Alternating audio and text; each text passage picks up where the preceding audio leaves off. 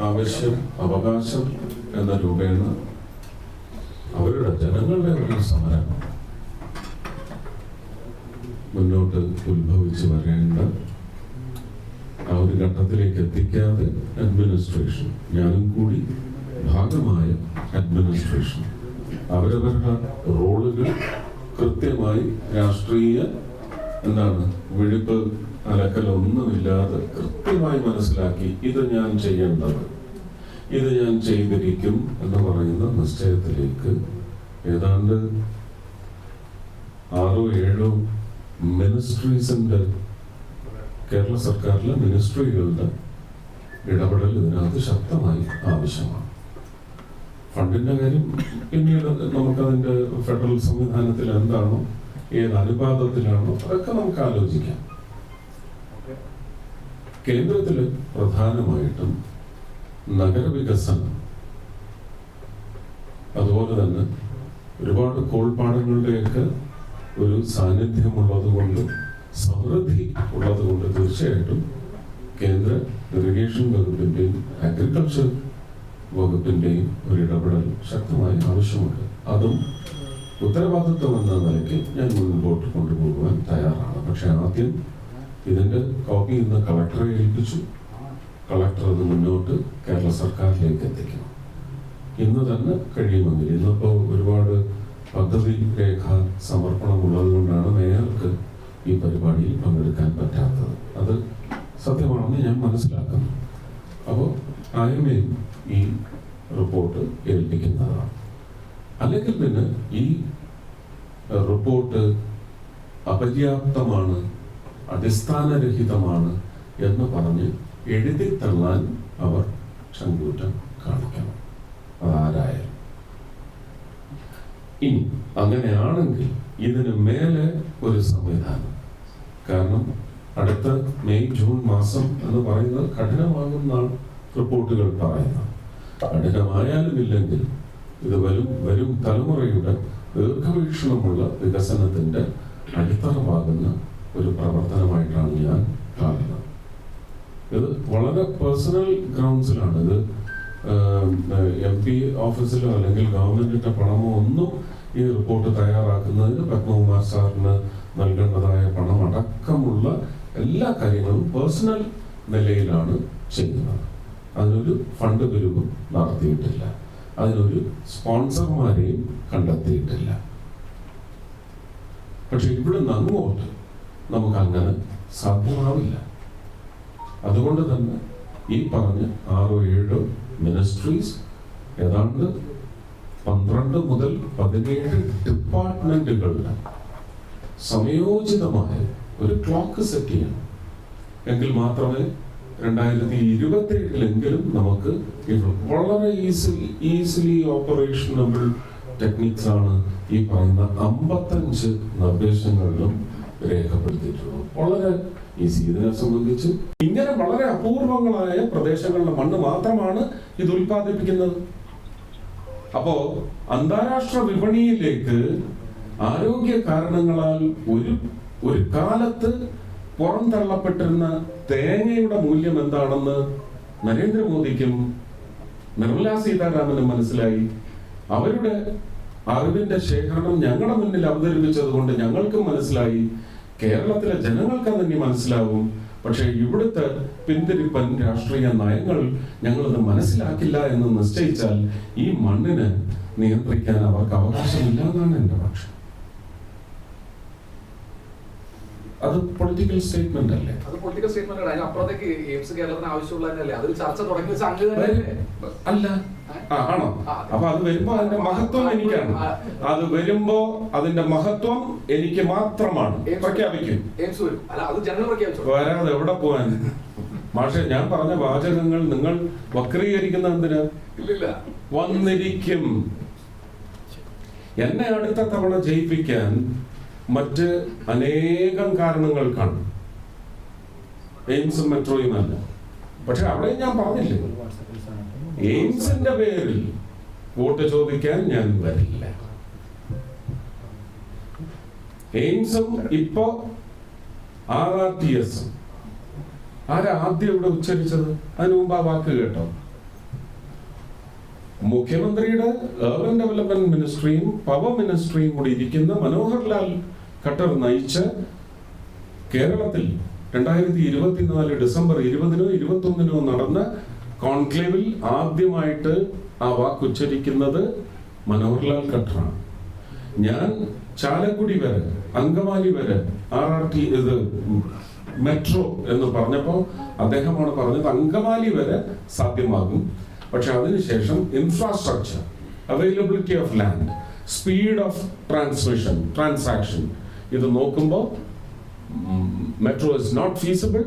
You can convert it into RRTS if the state will give land. ബഹുമാന്യനായ മുഖ്യമന്ത്രി പറയട്ടെ, അതിൽ നിന്ന് ക്ലൂ എടുത്തുകൊണ്ടാണ് ഞങ്ങൾ RRTS ഇപ്പോൾ മുന്നോട്ട് എഴുന്നള്ളിക്കുന്നതെന്ന് അദ്ദേഹം പറയട്ടെ. ഇനി സ്വർഗീയനായ ആനന്ദ് സാഹിബ് തുടങ്ങി വെച്ചതല്ലേ പൊന്നാനി ലൈൻ. അതിപ്പോ പൊന്നാനി വേണമെന്നല്ല പറയുന്നത്. നിങ്ങളൊക്കെ കണ്ട് ഞാനും ഈ കേരളത്തിന്റെ മാപ്പ് എടുത്ത് വെച്ച് ഞാനും അശ്വിനി വൈഷ്ണവ് ജിയും കൂടി ഇരുന്ന് ചർച്ച ചെയ്യുന്ന ഞാൻ ഒരു അരമണിക്കൂറോ 1 മണിക്കൂറോ ഞാൻ താമസിയാതെ ഒരാഴ്ച കഴിഞ്ഞ് തരും. പക്ഷെ ഇതിന്റെ ഒരു soulful representation, transaction into living communities, ജാതിയും മതവും എല്ലാം ഉള്ളതും ഇല്ലാത്തതുമായ സമൂഹത്തിലേക്ക് ഇത് സത്യസന്ധമായി എത്തിക്കുന്നത് എനിക്ക് കാണണം. കാരണം മറ്റതിന് ഒരുപാട് സോഷ്യൽ മീഡിയയിലൊക്കെ ഒരുപാട് റവന്യൂ ജനറേറ്റിംഗ് എലമെന്റ്സ് ഉണ്ടാവുമെന്ന് എനിക്കറിയാം. പിന്നെ അതല്ലേ നടക്കുന്നുള്ളൂ. ഞാൻ തേങ്ങ എന്ന് പറയുമ്പോൾ ഇങ്ങനെ കാണിച്ചാൽ അത് എത്ര കോടി രൂപയായിട്ടാണ് മാറുന്നത്? വ്യാഖ്യാനവും ദുർവ്യാഖ്യാനവും എല്ലാം ചേർത്ത് എത്ര കോടി രൂപയാണ് ട്രാൻസാക്ഷൻ? Come out. അതിനകത്തൊരു എക്കണോമിക്സ് ഇല്ലേ? മീഡിയ മെറ്റീരിയൽ എന്ന് വലിയ പണം സമ്പാദന മാർഗമല്ലേ അല്ലേ? അപ്പൊ അത് നമുക്ക് ചെയ്യാം. അത് ഞാൻ തരാം.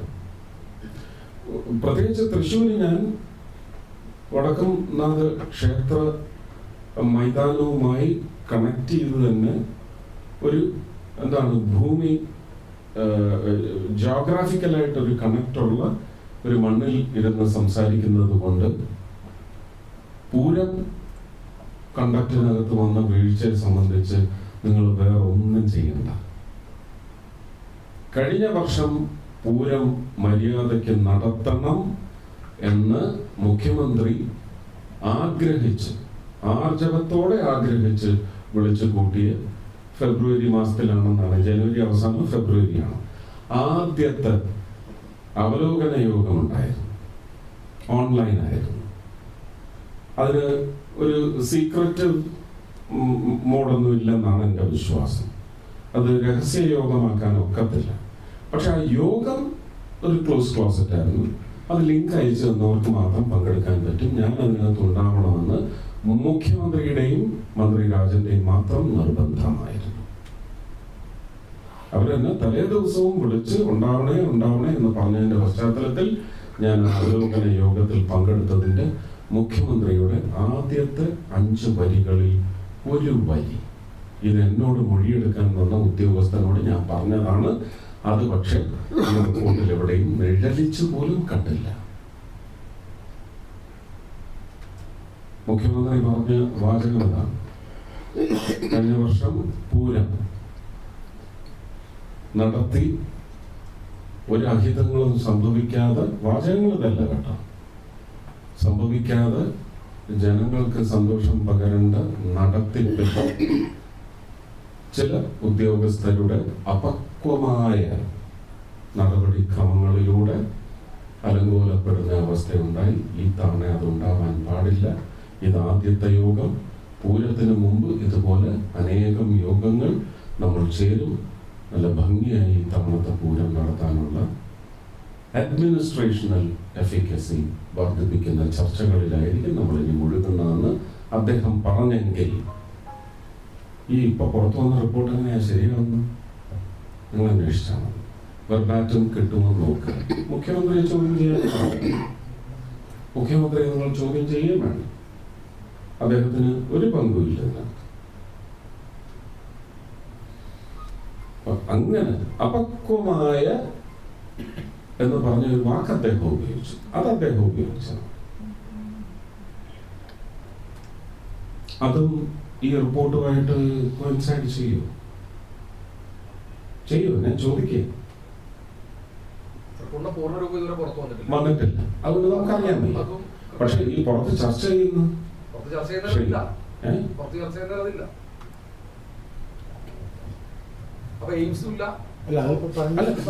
എല്ലാവരും അതൊക്കെ നമുക്ക് ചർച്ച ചെയ്യാനല്ലേ. ഞാൻ അങ്ങോട്ട് പറഞ്ഞു കഴിയുമ്പം നിങ്ങൾക്ക് പിന്നെ കോടികൾ കൊയ്യാനുള്ള, നിങ്ങൾക്കെന്നല്ല, ഇങ്ങനെ വളരെ അപൂർവങ്ങളായ പ്രദേശങ്ങളിലെ മണ്ണ് മാത്രമാണ് ഇത് ഉൽപ്പാദിപ്പിക്കുന്നത്. അപ്പോ അന്താരാഷ്ട്ര വിപണിയിലേക്ക് ആരോഗ്യ കാരണങ്ങളാൽ ഒരു കാലത്ത് പുറന്തള്ളപ്പെട്ടിരുന്ന തേങ്ങയുടെ മൂല്യം എന്താണെന്ന് നരേന്ദ്രമോദിക്കും നിർമ്മലാ സീതാരാമനും മനസ്സിലായി. അവരുടെ അറിവിന്റെ ശേഖരണം ഞങ്ങളുടെ മുന്നിൽ അവതരിപ്പിച്ചത് കൊണ്ട് ഞങ്ങൾക്കും മനസ്സിലായി. കേരളത്തിലെ ജനങ്ങൾക്ക് തന്നെ മനസ്സിലാവും. പക്ഷെ ഇവിടുത്തെ പിന്തിരിപ്പൻ രാഷ്ട്രീയ നയങ്ങൾ ഞങ്ങളത് മനസ്സിലാക്കില്ല എന്ന് നിശ്ചയിച്ചാൽ ഈ മണ്ണിനെ നിയന്ത്രിക്കാൻ അവർക്ക് അവകാശമില്ല എന്നാണ് എന്റെ പക്ഷം. അത് പൊളിറ്റിക്കൽ സ്റ്റേറ്റ്മെന്റ് അല്ലേ? അത് പൊളിറ്റിക്കൽ സ്റ്റേറ്റ്മെന്റ് ആണ്. അപ്പുറത്തേക്ക് എയിംസ് കേരളത്തിന് ആവശ്യമുള്ളതല്ലേ? അതൊരു ചർച്ച തുടങ്ങി വെച്ച അങ്ങ് അല്ല. ആണോ? അപ്പൊ അത് വരുമ്പോ അതിന്റെ മഹത്വം എനിക്കാണ്. അത് വരുമ്പോ അതിന്റെ മഹത്വം എനിക്ക് മാത്രമാണ്. പ്രഖ്യാപിക്കും. വരാതെ എവിടെ പോവാൻ? പക്ഷെ ഞാൻ പറഞ്ഞ വാചകങ്ങൾ നിങ്ങൾ വക്രീകരിക്കുന്ന എന്തിന്? വന്നിരിക്കും. എന്നെ അടുത്ത തവണ ജയിപ്പിക്കാൻ മറ്റ് അനേകം കാരണങ്ങൾ കാണും. എയിംസും മെട്രോയും അല്ല. പക്ഷെ അവിടെ ഞാൻ പറഞ്ഞില്ലേ, എയിംസിന്റെ പേരിൽ വോട്ട് ചോദിക്കാൻ ഞാൻ വരില്ല. എയിംസും ഇപ്പോ RRTS ആരാ ആദ്യം ഇവിടെ ഉച്ചരിച്ചത്? അതിനു മുമ്പ് ആ വാക്ക് കേട്ടോ? മുഖ്യമന്ത്രിയുടെ അർബൻ ഡെവലപ്മെന്റ് മിനിസ്ട്രിയും പവർ മിനിസ്ട്രിയും കൂടി ഇരിക്കുന്ന മനോഹർ ലാൽ ഖട്ടർ നയിച്ച കേരളത്തിൽ 2024 ഡിസംബർ 20-നോ 21-നോ നടന്ന കോൺക്ലേവിൽ ആദ്യമായിട്ട് ആ വാക്ക് ഉച്ചരിക്കുന്നത് മനോഹർ ലാൽ ഖട്ടറാണ്. ഞാൻ ചാലക്കുടി വരെ, അങ്കമാലി വരെ ഇത് മെട്രോ എന്ന് പറഞ്ഞപ്പോ അദ്ദേഹമാണ് പറഞ്ഞത് അങ്കമാലി വരെ സാധ്യമാകും. പക്ഷെ അതിനുശേഷം infrastructure, availability of land, speed of transaction ഇത് നോക്കുമ്പോൾ metro is not feasible. You can convert it into RRTS if the state will give land. ബഹുമാന്യനായ മുഖ്യമന്ത്രി പറയട്ടെ, അതിൽ നിന്ന് ക്ലൂ എടുത്തുകൊണ്ടാണ് ഞങ്ങൾ RRTS ഇപ്പോൾ മുന്നോട്ട് എഴുന്നള്ളിക്കുന്നതെന്ന് അദ്ദേഹം പറയട്ടെ.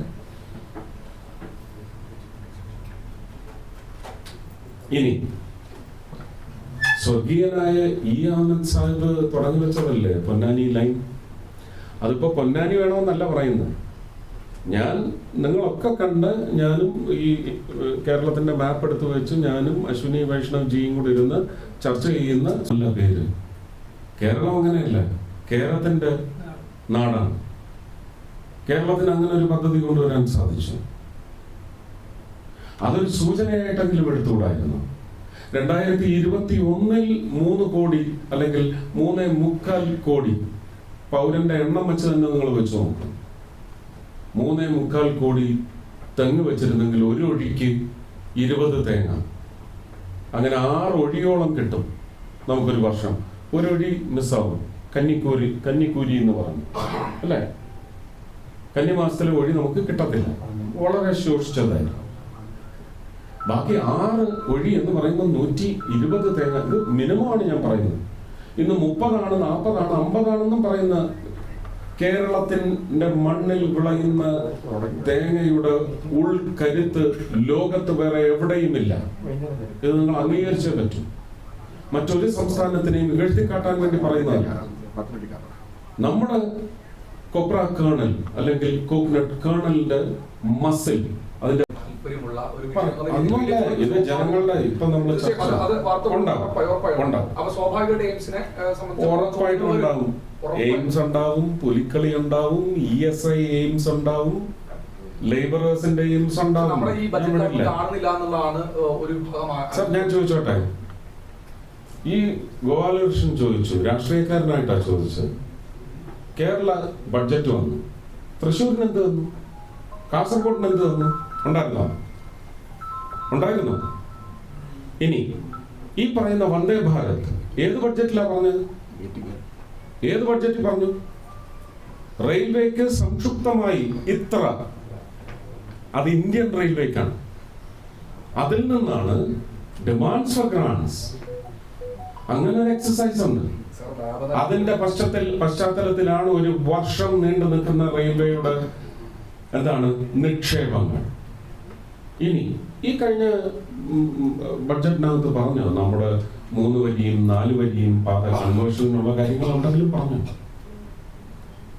പറഞ്ഞില്ല. തേങ്ങയെ കുറിച്ച് പറഞ്ഞത് നിങ്ങൾ 2021 1 കോടി കുറ്റിയാടി തെങ്ങ് എന്ന് പറഞ്ഞ്, ഞാൻ ഒരു MP എന്ന നിലയ്ക്ക് കേരളം മുഴുവൻ 14 ജില്ലയിലും പോയി തെങ്ങ് വെച്ച് പിടിപ്പിച്ചതുമായിട്ട് നിങ്ങളൊന്ന് കണക്ട് ചെയ്ത് നോക്കൂ. ഇന്ന് നമുക്ക് 1 കോടിയുടെ സ്ഥാനത്ത്, ഞാൻ അങ്ങനെയാ പ്രതീക്ഷിച്ചത്, 1 കോടിയുടെ സ്ഥാനത്ത് 5 കോടി തെങ്ങുണ്ടെങ്കിൽ നമുക്കിന്ന് ഏതാണ്ട് 1500 കോടിയുടെ ടാക്സ് ഇല്ലാത്ത, GST ഇല്ലാത്ത വരുമാനമാണ് കേരളത്തിന് ഉണ്ടാകുമായിരുന്നു. 9ാം വർഷം നമുക്ക് പൂർണ്ണ വിളവെടുപ്പാണ് കുറ്റിയാടി തെങ്ങിന്. ഇതിനുള്ള പദ്ധതിയാണ്. നമുക്ക് ഒരു ചെലവുമില്ലാത്ത കാര്യമാണ്. എല്ലാ വീടുകളും 1 or 2 തെങ്ങ് വെക്കാമെന്ന് തീരുമാനിച്ചാൽ മതി.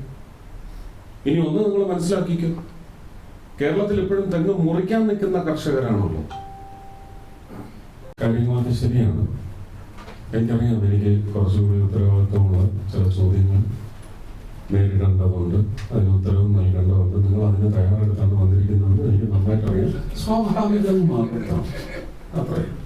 പക്ഷേ ഇത് ജനങ്ങളെ സംബന്ധിക്കുന്ന, അവരുടെ ജീവിതത്തെ സംബന്ധിക്കുന്ന, ഒരുപക്ഷെ കഴിഞ്ഞ 25 വർഷമായിട്ട് തൃശ്ശൂരിലെ ജനങ്ങൾ മോഹിച്ചത് 24-ൽ അവരുടെ ഒരു ചരിത്ര രചനയിലൂടെ അവർ സ്വപ്നം കാണുന്നുണ്ടെങ്കിൽ ഈ ഒരു പദ്ധതി മുന്നോട്ട് കൊണ്ടുപോകുവാൻ തന്നെയാണ് എൻ്റെ അങ്ങനത്തെ ശ്രമം ഉണ്ടാവുക. മെട്രോയും എയിംസും ഒക്കെ നമുക്ക് പിന്നെ ചർച്ചിക്കാം കേട്ടോ. നമുക്ക് അടിസ്ഥാന ജീവിത തത്വങ്ങൾ, അതിൽ ആമ എന്താണ്, ആമയുടെ മുട്ട എന്താണ്, തേങ്ങ എന്താണ്, ഇതൊക്കെയാണ് നമ്മൾ തൽക്കാലം ചർച്ച ചെയ്യേണ്ടത്. അതിന് ഞാൻ നിങ്ങൾക്ക് ഒരവസരം കൂടി തരും. ഇന്ന് ഞാൻ ഇതിനെക്കുറിച്ച് സംസാരിക്കാൻ പോയാൽ ഈ വിഷയം മുങ്ങിപ്പോകും. ഈ വിഷയം ഇല്ല, വെള്ളം കുടിക്കാൻ ഞാൻ തയ്യാറാണ് കേട്ടോ. ആ വിഷയങ്ങൾ നമുക്ക് ഒരാഴ്ചക്കുള്ളിൽ ഞാൻ തരാം. എനിക്ക് കാണണം നിങ്ങളിത് എന്ത് ഇന്റഗ്രിറ്റിയോടെ,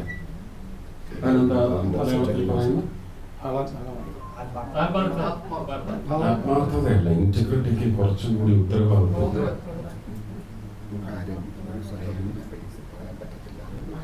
ഇതിനൊരു സോളുണ്ട് ഈ പദ്ധതിക്ക്. നിങ്ങൾ ഈ അടുത്ത ഒരാഴ്ച കൊണ്ട് മേയറും ബഹുമാന്യനായ കളക്ടറും കേരള സർക്കാരിന്റെ മുമ്പിൽ വെച്ച് തൃശ്ശൂരിന്റെ ചുമതലയുള്ള രാജൻ മന്ദൻ, ഞാൻ അദ്ദേഹത്തെ മാത്രമേ ഒരു ഇത്തിരി മൂല്യമുള്ള ഒരു വ്യക്തിയായിട്ട് കാണുന്നുള്ളൂ. അദ്ദേഹവും ചേർന്ന് ഇതാണ്, അല്ലെങ്കിൽ ഇതൊട്ടുമേ അല്ല ഇതിന് പറ്റിയത്, ഞങ്ങൾ ഒരാഴ്ചക്കുള്ളിൽ എന്ന് പറഞ്ഞ് ഇലക്ഷൻ ഡിക്ലെയർ ചെയ്യുന്നതിന് മുമ്പോട്ട് വന്നില്ലെങ്കിൽ ജനങ്ങൾ നയിക്കുന്ന, ഞാൻ പിൻനിരയിൽ പങ്കെടുക്കുന്ന ഒരു പങ്കാളിയായി, മന്ത്രിയായിട്ടല്ല, എനിക്കതിന് അവകാശമില്ല, ഒരു MP ആയിട്ടുമല്ല, ഒരു വ്യക്തി എന്ന നിലയ്ക്ക് തൃശ്ശൂരിനോട് ഗ്രാറ്റിറ്റ്യൂഡുള്ള, സമർപ്പണ ബോധമുള്ള ഒരു വ്യക്തി എന്ന നിലയ്ക്ക് ഞാൻ പങ്കെടുക്കുന്ന ഒരു പദയാത്രയിലേക്ക് നിങ്ങൾ ഇതിനെ വലിച്ചടയ്ക്കുകയായിരിക്കും. ജനങ്ങൾ നയിക്കും. ഉറപ്പായിട്ട് വ്യക്തിയായിട്ടായിരിക്കും നടത്തുന്നത്, ആർജവത്തോടെ. ഇന്റഗ്രിറ്റി, ആ ഇന്റഗ്രിറ്റി, മീഡിയ ഇന്റഗ്രിറ്റിയാണ് എനിക്ക് കാണേണ്ടത്. അടുത്ത ഒരാഴ്ച കൊണ്ട് നിങ്ങൾ ഇതിവിടെ എത്തിക്കാൻ പോകുന്നു. ഇത് കേരളത്തിലെ മറ്റ് 6 ജില്ലകൾക്കെങ്കിലും ഇതൊരു മോഡലായി മാറും. അതാണ് ഇതിന്റെ ഏറ്റവും വലിയ പ്രത്യേകത. ഞാൻ ആ വാക്ക് ഇവിടെ പറയുന്നില്ല, കാരണം തമിഴ്നാട്ടിലും കേരളത്തിലും ഇലക്ഷനാണ്. ആ ഒരു കമ്പോണന്റ് ഞാനിവിടെ അവതരിപ്പിച്ചാൽ അടുത്ത ബഹളമാണ്. അതുകൊണ്ട് ആ വാക്ക് ഞാൻ പറയുന്നില്ല, ആ കമ്പോണന്റിനെ ഞാനിവിടെ അവതരിപ്പിക്കുന്നില്ല. അതടക്കമുള്ള വിഷയങ്ങളുണ്ട്, ജലം തന്നെയാണ്. അപ്പോ നമുക്ക് രാഷ്ട്രീയക്കാരെയും ബുദ്ധിമുട്ടിക്കേണ്ട, ജനങ്ങളുടെ വിഷയമാണ്. ജനങ്ങളുടെ കൂടെ പത്രസമൂഹം നിൽക്കുമോ, അടിയുറച്ച് നിൽക്കുമോ, കല്ലുറപ്പോടെ നിൽക്കുമോ എന്ന് ഈ ഒരാഴ്ച കൊണ്ട് ഈ പദ്ധതിയെ സംബന്ധിച്ച് നിങ്ങൾ എനിക്ക് ഒരു അഫിഡവിറ്റ്, ഒരു എൻഡോഴ്സ്മെന്റ് സമൂഹത്തിൽ നൽകിയാൽ, നിങ്ങൾ ഉദ്ദേശിച്ച് പ്ലാൻ ചെയ്ത് കൊണ്ടുവന്നിരിക്കുന്ന ചോദ്യങ്ങൾക്ക് ഞാൻ ഒരു അരമണിക്കൂറോ 1 മണിക്കൂറോ ഞാൻ താമസിയാതെ ഒരാഴ്ച കഴിഞ്ഞ് തരും. പക്ഷെ ഇതിന്റെ ഒരു soulful representation, transaction into living communities, ജാതിയും മതവും എല്ലാം ഉള്ളതും ഇല്ലാത്തതുമായ സമൂഹത്തിലേക്ക് ഇത് സത്യസന്ധമായി എത്തിക്കുന്നത് എനിക്ക് കാണണം. കാരണം മറ്റതിന് ഒരുപാട് എന്താണ്, സോഷ്യൽ മീഡിയയിലൊക്കെ ഒരുപാട് റവന്യൂ ജനറേറ്റിംഗ് എലമെന്റ്സ് ഉണ്ടാവുമെന്ന് എനിക്കറിയാം. പിന്നെ അതല്ലേ നടക്കുന്നുള്ളൂ. ഞാൻ തേങ്ങ എന്ന് പറയുമ്പോൾ ഇങ്ങനെ കാണിച്ചാൽ അത് എത്ര കോടി രൂപയായിട്ടാണ് മാറുന്നത്? വ്യാഖ്യാനവും ദുർവ്യാഖ്യാനവും എല്ലാം ചേർത്ത് എത്ര കോടി രൂപയാണ് ട്രാൻസാക്ഷൻ? Come out. അതിനകത്തൊരു എക്കണോമിക്സ് ഇല്ലേ? മീഡിയ മെറ്റീരിയൽ എന്ന് വലിയ പണം സമ്പാദന മാർഗമല്ലേ? അല്ലേ? അപ്പൊ അത് നമുക്ക് ചെയ്യാം, അത് ഞാൻ തരാം. പ്രത്യേകിച്ച് തൃശ്ശൂരിൽ ഞാൻ വടക്കുംനാഥ ക്ഷേത്ര മൈതാനവുമായി കണക്ട് ചെയ്ത് തന്നെ ഒരു എന്താണ്, ഭൂമി ജോഗ്രാഫിക്കലായിട്ടൊരു കണക്റ്റുള്ള ഒരു മണ്ണിൽ ഇരുന്ന് സംസാരിക്കുന്നത് കൊണ്ട് പൂരം കണ്ടക്റ്റിനകത്ത് വന്ന വീഴ്ചയെ സംബന്ധിച്ച് നിങ്ങൾ വേറെ ഒന്നും ചെയ്യണ്ട.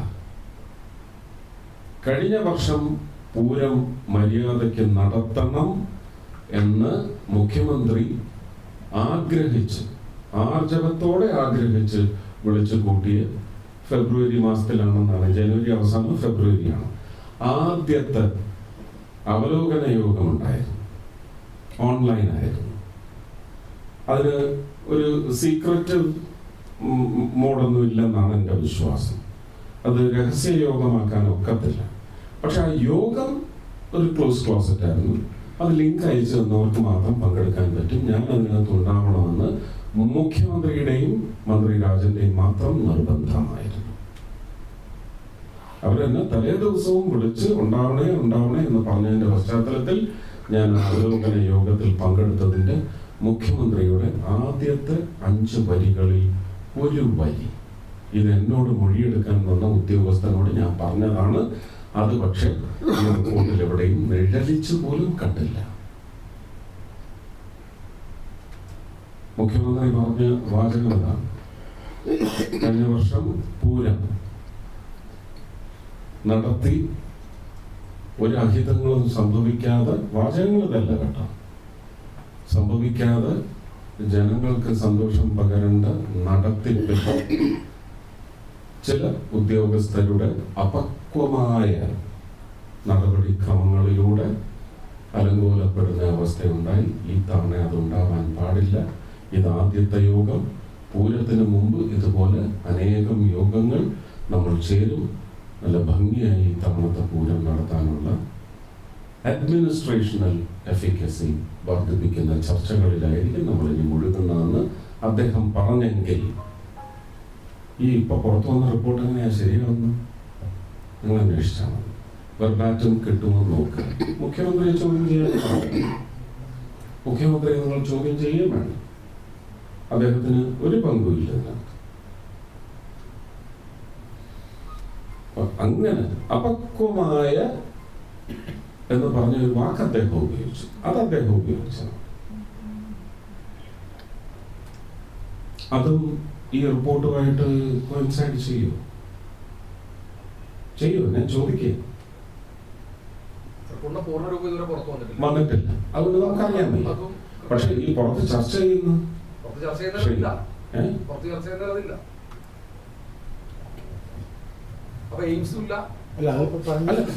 എല്ലാവരും അതൊക്കെ നമുക്ക് ചർച്ച ചെയ്യാനല്ലേ. ഞാൻ അങ്ങോട്ട് പറഞ്ഞു കഴിയുമ്പം നിങ്ങൾക്ക് പിന്നെ കോടികൾ കൊയ്യാനുള്ള നിങ്ങൾക്കെന്നല്ല